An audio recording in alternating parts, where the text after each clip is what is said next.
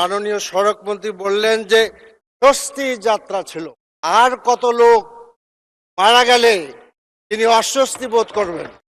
কারণ সড়ক মন্ত্রী এ ব্যাপারে আমরা যে ওয়েস্টমিনিস্টার ফলো করি, ব্রিটেন হইলে তো তিনি পদত্যাগ করতেন, এরকম করে চিন্তা করবেন কিনা। মাননীয় স্পিকার, আপনাকে অনেক অনেক ধন্যবাদ।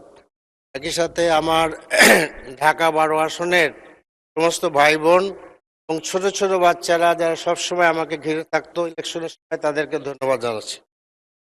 আমি যে বিষয়টা বলতে চাচ্ছিলাম, যেটা অতি গুরুত্বপূর্ণ, তা হলো যে গতকালকে আমাদের মাননীয় সড়ক মন্ত্রী ঈদ যাত্রা সম্পর্কে একটা বিবৃতি দিয়েছেন। সেখানে তিনি বলেছেন যে ঈদ যাত্রার স্বস্তি ছিল।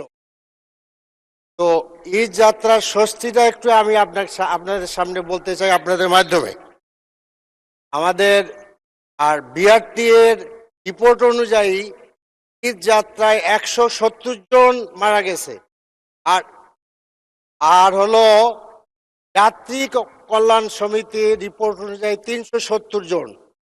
এরপরে আমরা দেখলাম যে দৌলতদিয়া একটা আস্ত বাস পানির নিচে চলে গেল। এখন আমাদের সড়ক মন্ত্রী, মাননীয় সড়ক মন্ত্রী বললেন যে স্বস্তি যাত্রা ছিল। এখন আমার প্রশ্ন হলো যে আর কত লোক মারা গেলে তিনি অস্বস্তি বোধ করবেন।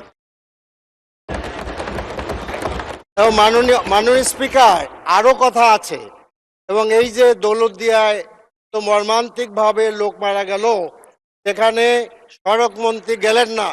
মাননীয় সদস্য, দয়া করে ব্যাপারে আপনি একটা নোটিশ প্রদান করতে পারেন বিধি অনুসারে। মৃত্যুবরণ যারা করেছে তাদেরকে মাত্র 5,000 টাকা, জীবনের মূল্য ধরা হইল 25,000 টাকা, আর আহতের জন্য 15,000 টাকা। মাননীয় সদস্য, আপনি একটা কয়েক সেকেন্ড আপনি নোটিশ প্রদান করতে পারেন, তারপরে আমরা বিবেচনা করব। অসংখ্য ধন্যবাদ মাননীয় সদস্য।